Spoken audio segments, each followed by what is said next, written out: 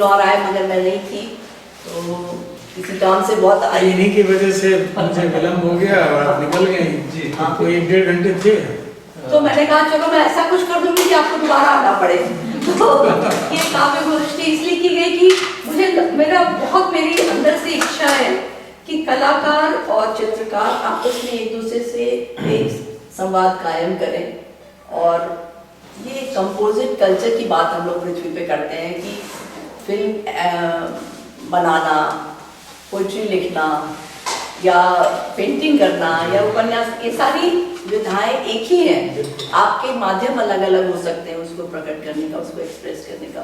तो एक composite culture की बात हमेशा केशव मलिक भी करते थे और मुझे भी लगता है कि सारी कलाएं एक दूसरे को नहीं, और उसमें भी कम से कम कविता और कला का तो बहुत गहरा नाता है। हाँ, तो ऐसे कई सही अर्थों में अरविंद बैठे हैं, है ना, इन्होंने भी ऐसे किया। और ज्योति जी का परिचय जो लोग यहाँ बैठे, कोई शायद ही ऐसा होगा जो उनको नहीं जानता है।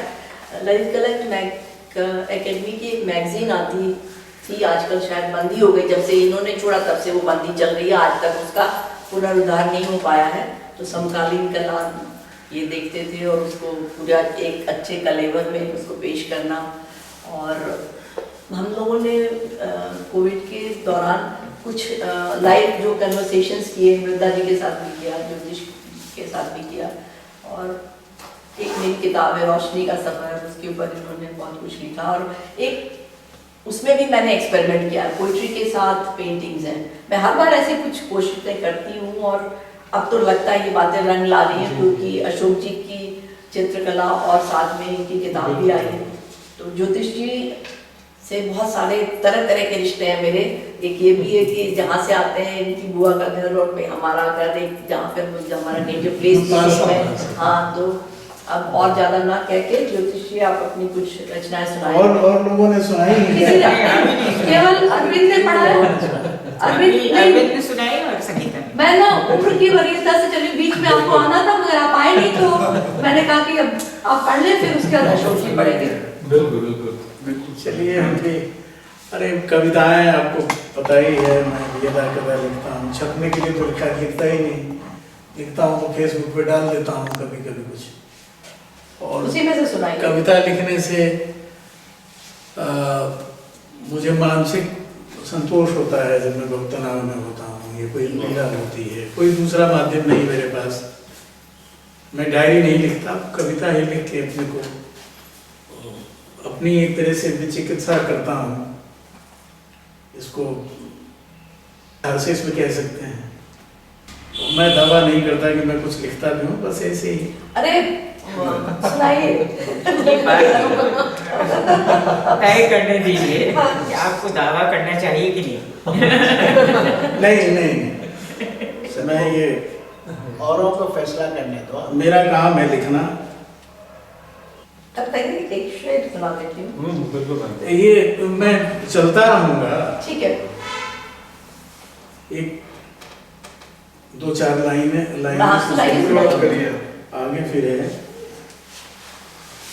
धुंध में बेसबर यादों का सिलसिला आया, धुंध में बेसबर यादों का सिलसिला आया, बीतते साल दिन महीने यूं हुए खारिज, बीतते साल दिन महीने यूं हुए खारिज, इस तरह सामने आए वे जलजला आया। इस अंधेरे में रोशनी की जगह कोई चिराग उम्मीदों का जल सके तो जले, इस अंधेरे में रोशनी की जगह कोई चिराग उम्मीदों का जल सके तो जले, जलेंगे लाख दिए रोशनी वहम होगी, जलेंगे लाख दिए रोशनी वहम होगी, अगरचे दिल में अंधेरा है और नफरत है, अगरचे दिल में अंधेरा है और नफरत है। एक कविता है धुंधली सी छाया, जो आपको सुना चुका हूँ। धुंधली सी छाया, कभी पास से देखिए मंडराती हैं छायाएं आपके आसपास, उनके धुंधले रूप चकित करते हैं, जब वे एक तान होती हैं आपसे, तनिक झुके नहीं आप कि तन जाती हैं वे इठलाकर, जैसे खिली धूप में या चांदनी में या फिर तेज रोशनी में आपकी छाया के साथ कई आकृतियां डोलती हैं साथ आपके। याद कीजिए इसी वक्त दिखेगा कोई चेहरा या फिर अनेक चेहरे मुस्कुराएंगे अचानक, जिन्हें आप कहीं छोड़ आए हैं या जिनकी स्मृति भी उतर गई है आपके जहन से। जानते हैं ऐसा क्यों होता है? इसलिए कि आप होते तो हैं एक, पर एक नहीं होते। वे जो नहीं रहे वे भी होते साथ, जो हैं पर नहीं रहे आपकी याद में वह भी, और वह भी जो आपके ख्याल में हैं, और वह भी जिनको ख्याल में लाने की कोशिश करते हैं आप बारहा। इतनी भीड़ में रहते फिर भी लगता है आपको अकेले हैं आप, और इस तरह निरंतर दूर होती आपकी आत्मा, छोड़ती जाती है आपको रोज रोज थोड़ा थोड़ा। क्या बात है। है ना अजीब बात कि एक दिन आप जीते जी मर जाते हैं। लोग तो तब जानते हैं जब आप सिर्फ देह रह जाते हैं निस्पंद, और कहते हैं मर गए। पर आप तो मर चुके पहले ही। यह कोई नहीं जानता आपसे ज्यादा, जिंदा होना अपने में गुजरना है। छायाएं भीतर उतर जब खोलती हैं शिराएं आपकी, आप बहते हैं नदियों सी, अपने में होते झरनों सी हंसी हंसते हैं। जीते हैं इसीलिए कि जीना होम होना है, उतरना है पर्वत की चोटियों से, मरना लोप होना है राख बनकर, बिखरना और मिट जाना है बनकर एक धुंधली सी छाया। क्या बात है, बहुत सुंदर, बहुत अच्छी कविता। एक कविता और मैं सुना के अपनी बात समाप्त करूंगा। टेबल लैंप नाम की कविता है, जी सुनाइए। लंबे समय तक मेरे साथ रहा। टेबल लैंप अचानक खराब हो गया और कबाड़ी में देना पड़ा, बड़ी पीड़ा हुई। उस पे लिखी थी टेबल लैंप। वह सजा रहा मेज पर 15 वर्षों से पूरी धज के साथ। पूरी धज के साथ। अब वह सजा रहा मेज पर 15 वर्षों से पूरी धज के साथ। कभी रोशनी नहीं हुई मध्यम, न कोई दिक्कत आई कि उसे भेज देना पड़े मैकेनिक के पास। न जाने कितनी बार देखा होगा उसने मेज पर दोनों कोहनी टेके चेहरे को हाथों में टिकाए। देखा होगा चिंता मग्न बहुत बार न जलते हुए भी, पर जब भी जला पूरी शक्ति से देता रहा साथ। चाहे सुबह दोपहर हो या सांझ या देर रात, जब सो जाती रही दुनिया तब भी जलते हुए देता रहा दिन का संदेश और लड़ता रहा रात के विरुद्ध।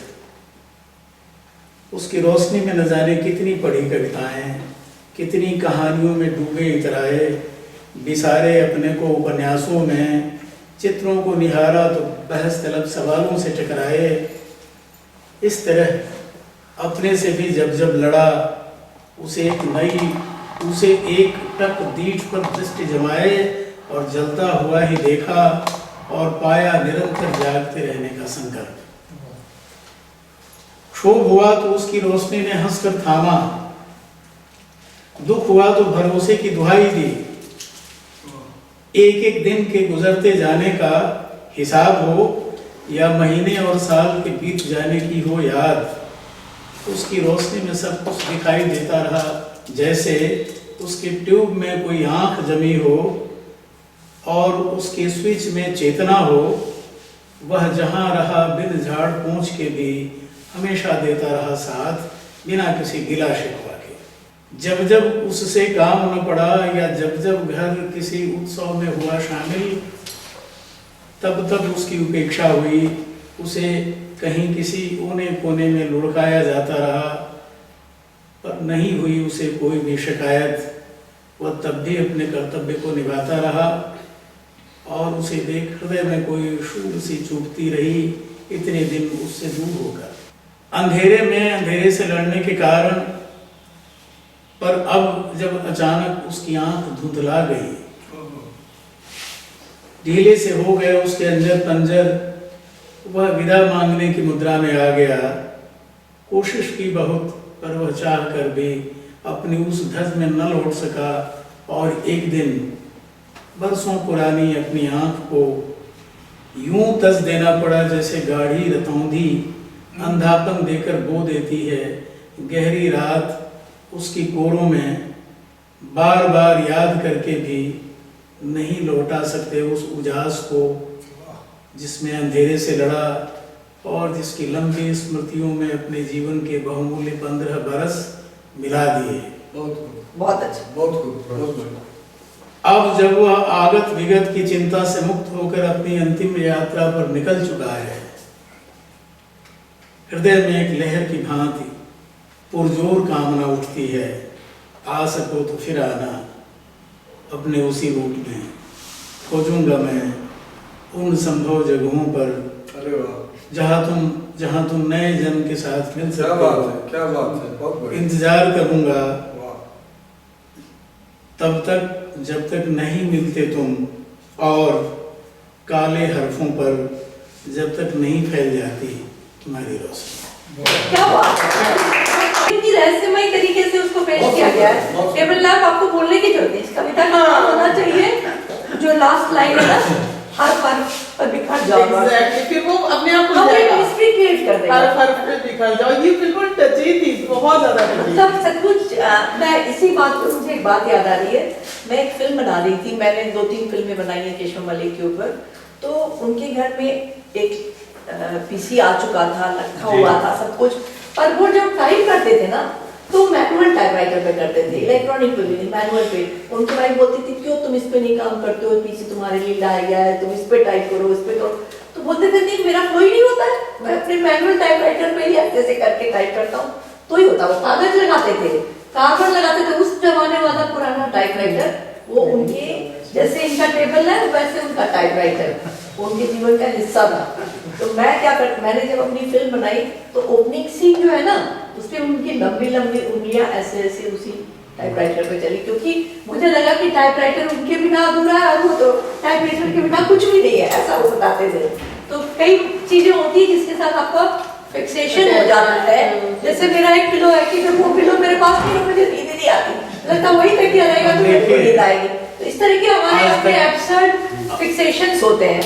पर आज तक संगीता जी जो कुछ भी मैंने लिखा है, जो कुछ भी, और सुंदर सुंदर कलमों का शौकीन हूँ, लेकिन वो साइन करने के लिए और दिखाने के लिए कि कलमें हैं और ठीक है, लेकिन आज भी मैं नोट से लिखता और मैं हाथ से ही लिखता, मैं टाइप नहीं करता। पूरी किताब हाथ से लिख देती हूँ। हाँ, मैं इसी से लिखता हूँ, और ये सबसे प्रिय कलम है। एक कलम में 50 पेज लिखती है, एक बार रिफिल आप इसमें डाल दें तो 50 पन्ने हैं ये कलम लिखती है, और ये इस कलम की कीमत है 7 रुपये। और वो 50 पन्ने A4 का होता है, हाँ, A4 का होता है, और इसकी रिफिल 2 रुपये 2.5 रुपये में मिलती है। तो अपना एक हर आदमी, हर एक का होता है। मेरा जितने भी क्रिएटिव लोग हैं वो कहीं ना कहीं एक्सेंट्रिक होते हैं, है ना? वही जो अच्छा, पुराना उसमें जैसा है, लिखा है जी, ये 7 रुपये की भले हो, लेकिन ये कलम जब मैं खरीदता हूँ तो अगर ये उड़ न जाए तो ये 5-7 बरस में रखता हूँ इसको, रिफिल ही करता हूँ। ये 4-5 बरस पुरानी कलम है। आज ही काम था तो आज इसको लेके आया था, लिखना था तो अब तो ये सब कलमें बेकार हैं, ये काम नहीं आती। दिखाइए हाथी के दांत हैं। इंडियन पार्कर पेन रखा हुआ है कि जब हम मरेंगे और हमारी चीजें रखोगे तो ये रख देना। अच्छा, मेरे पास कम से कम 50 पेन होंगे, क्योंकि लोग सोचते राइटर है, ये पोएट है, तो गिफ्ट में हमेशा बर्थडे में इसमें उसमें तरह तरह के एक्सपेंसिव पेन, 5,000 10,000 का एक पेन होता है, उस पर कौन लिख पाएगा? वो रखने के लिए होती है, वो हाथी के दांत। और वो खराब हो जाए तो फिर बेकार हो गया, वो उठेगी नहीं होती। तो अब हम लोग अगले कवि पर हाँ, वो चलते आगे हैं।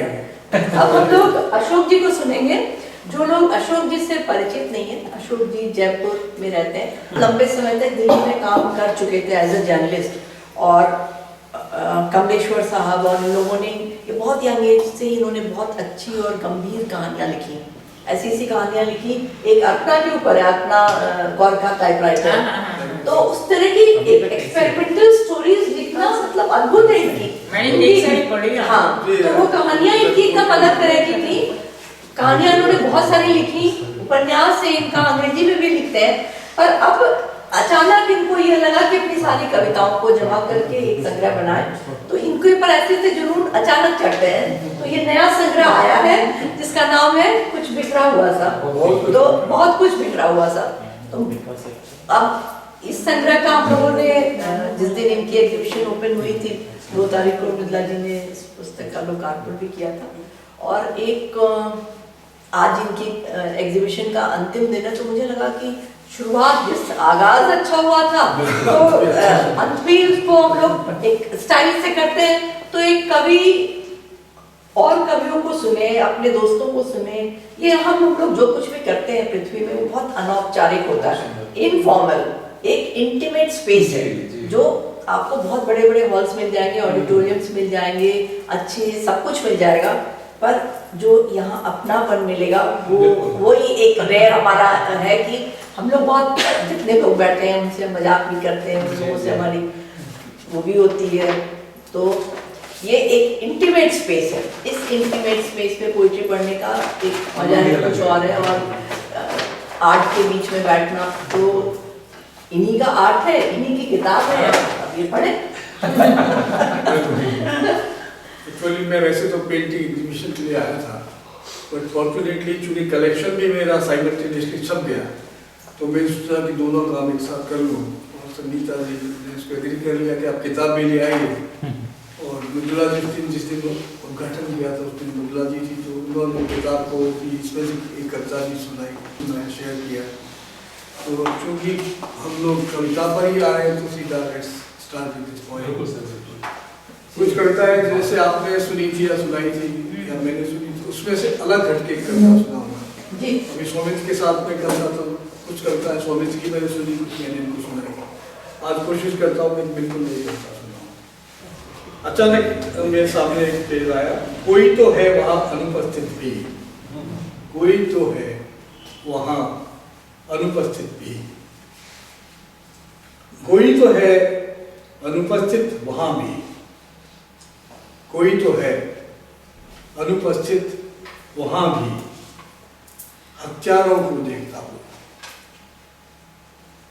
कोई तो है अनुपस्थित वहां भी, हत्यारों को देखता हुआ। दूर दूर तक फैला सन्नाटा भी, दूर दूर तक फैला सन्नाटा भी कहता है अपनी कहानी। दूर दूर तक फैला सन्नाटा भी कहता है अपनी कहानी। घने छायादार वृक्ष पर फुदकती गिलहरियां भी, घने छायादार वृक्ष पर फुदकती गिलहरियां भी टुकुर टुकुर आंखों से देखती हैं खेल। घने छायादार वृक्ष पर फुदकती गिलहरियां भी टुकुर टुकुर आंखों से देखती हैं खेल। अनजान बना रहे कोई भी क्या होता है, अनजान बना रहे कोई भी क्या होता है, हमें ऐसे वक्त कोई माफ नहीं करता, हमें ऐसे वक्त कोई माफ नहीं करता जब आत्मा हमारे खिलाफ देती है साफ साफ गवाही। हमें ऐसे वक्त कोई माफ नहीं करता जब आत्मा हमारे खिलाफ देती है साफ साफ गवाही। चोर, पुलिस, वकील, निकट दूर के रिश्तेदार सभी मुंह बंद कर लेते हैं या देते हैं गलत बयान। चोर, पुलिस, वकील, निकट दूर के रिश्तेदार सभी मुंह बंद कर लेते हैं या देते हैं गलत बयान। पर देखती है कहीं दूर से हत्यारे के खून से सने चाकू को रोशनी की कोई अदृश्य आंख। क्या और बात। देखती है कहीं दूर से हत्यारे के खून सने चाकू को रोशनी की कोई अदृश्य आंख। कुछ फर्क नहीं पड़ता, कुछ फर्क नहीं पड़ता, अंधेरा कितना भी सघन हो और हत्यारे कितने भी चालाक। क्या बात। कुछ फर्क नहीं पड़ता, अंधेरा कितना भी सघन हो और हत्यारे कितने भी चालाक। एक दिन छूट जाता है दुस्साहस का गिलास हाथ से, एक दिन छूट जाता है दुस्साहस का गिलास हाथ से, फर्श पर लिखा जाता है सत्य रक्त बूंदों में। एक दिन छूट जाता है दुस्साहस का गिलास हाथ से, फर्श पर लिखा जाता है सत्य रक्त बूंदों से। पन्नों में दर्ज हो जाती है दुर्घटना, पन्नों में दुर्ग हो जाती है, दर्ज हो जाती है दुर्घटना। माया जाल टूट जाता है, कोई तो हमें देखता है, कोई तो हमें देखता है, कोई तो हमें देखता है, अनुपस्थित होकर भी। बहुत अच्छे। पन्ना खुल गया, मैं लकी हूँ कई बार अच्छे पन्ने खुल जाते हैं। उस दिन मृदुला जी ने भी जो पन्ना खोला था ये अच्छा खुल गया, सौमित्र ने जो पन्ना खोला था वो भी अच्छा खुल गया, ये भी पन्ना जो खोलती है अच्छा हो जाती है, मैं भी खोलता हूँ। सारे पन्ने अच्छे हैं सर। अभी एक कविता पढ़ रहा हूँ जो कविता का शीर्षक है कलम। कलम रख दी है सिराने बल्कि गायब ही है। कलम रख दी है सिराने बल्कि गायब ही है, अब बहुत ढूंढने पर भी नहीं मिलती। कलम रखती है सिराने बल्कि गायब ही है, अब बहुत ढूंढने पर भी नहीं मिलती। पूछता हूँ सभी से बारी बारी से किसी ने देखी है कलम। पूछता हूँ सभी से बारी बारी से किसी ने देखी है कलम। अरे यह क्या है, कोई जवाब भी नहीं देता, सब अपने अपने मोबाइल में बंद हैं कैदियों की तरह। अरे यह क्या है, कोई जवाब भी नहीं देता, सब अपने अपने मोबाइल में बंद हैं कैदियों की तरह।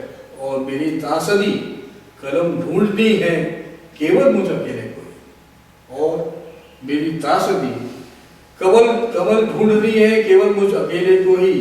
कोई पहचानता भी नहीं अब कैसी होती है कलम, कोई पहचानता भी नहीं अब कैसी होती है कलम। क्या होती है और क्यों होती है, क्या होती है और क्यों होती है, लेकिन मैं जानता हूँ कलम का मतलब। मैं पहचानता हूँ रग रग कलम की, वह मुझ में जगाती है आत्मराग। वह मुझ में जगाती है आत्मराग, वह मुझे जगाती है, वह मुझे सुलाती है, वह दुख दर्द में मेरे साथ रहती है। मैं जब भी आवाज देता हूँ वह दौड़ी दौड़ी चली जाती है।